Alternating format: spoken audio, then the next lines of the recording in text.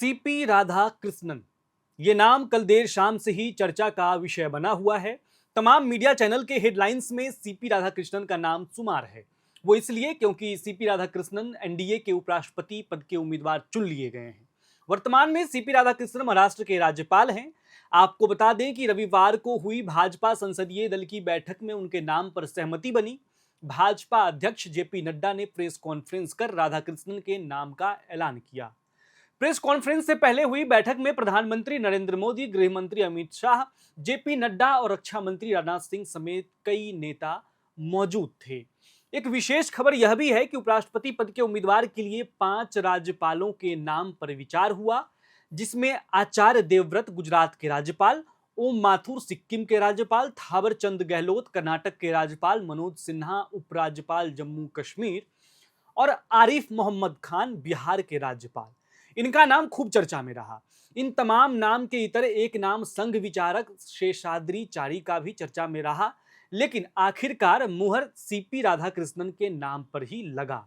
CP Radhakrishnan ही ऐसे थे जो न केवल मेरिट बल्कि जातीय और क्षेत्रीय तीनों समीकरणों में फिट बैठे। पार्टी की तत्कालिक जरूरत की दृष्टि से तो उनका नाम सोने पर सुहागा साबित हुआ। अब राधाकृष्णन 21 अगस्त को उपराष्ट्रपति पद के लिए नामांकन दाखिल करेंगे। इस दौरान एनडीए शासित राज्यों के सभी मुख्यमंत्री और उप मुख्यमंत्री भी इस नामांकन के कार्यक्रम में मौजूद होंगे। अब आपके मन में यह सवाल चल रहा होगा कि सीपी राधाकृष्णन कौन है, कहां के हैं, इनका पॉलिटिकल बैकग्राउंड क्या है।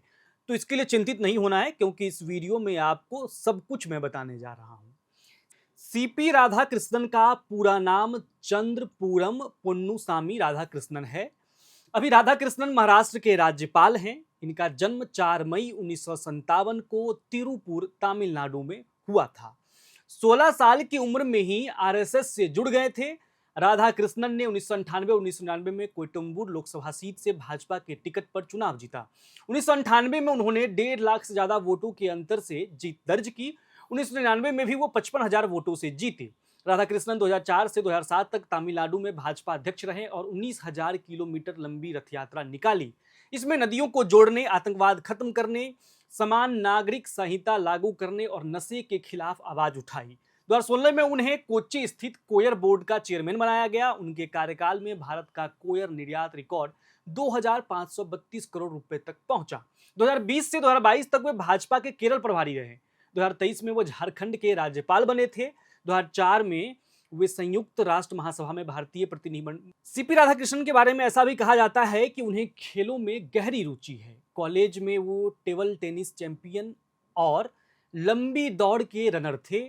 उन्हें क्रिकेट और वॉलीबॉल भी पसंद था। वे America, Britain, France, Germany, Italy, Spain, Japan, चीन, सिंगापुर समेत 20 से ज्यादा देशों की यात्रा कर चुके हैं। आपको बता दें कि उपराष्ट्रपति चुनाव के लिए 9 सितंबर को वोटिंग होगी। उसी दिन काउंटिंग भी होगी। नामांकन दाखिल करने की आखिरी तारीख 21 अगस्त है। 25 अगस्त तक उम्मीदवारी वापस ली जा सकती है।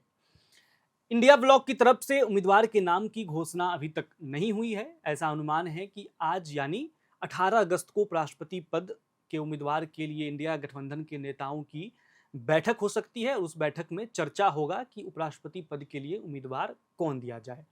आपको बता दें कि जगदीप धनखड़ ने 21 जुलाई की रात अचानक उपराष्ट्रपति पद से इस्तीफा दे दिया था। 74 साल के धनखड़ का कार्यकाल 10 अगस्त 2027 तक था, लेकिन अचानक इस्तीफा देने की वजह से ही ये जो अब नए सिरे से जो नामों का सिलसिला शुरू हुआ है और एनडीए के तरफ से उपराष्ट्रपति पद के लिए उम्मीदवार सामने कर दिया गया है। अब इंतजार है इंडिया ब्लॉक की तरफ से।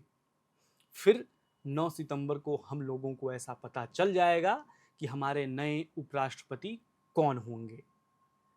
आपको क्या लगता है, इंडिया ब्लॉक की तरफ से कौन हो सकता है उपराष्ट्रपति पद के लिए उम्मीदवार, या फिर एनडीए की तरफ से जो नाम चयन किया गया है, क्या उसमें कोई और गुंजाइश थी, कुछ और हो सकता था?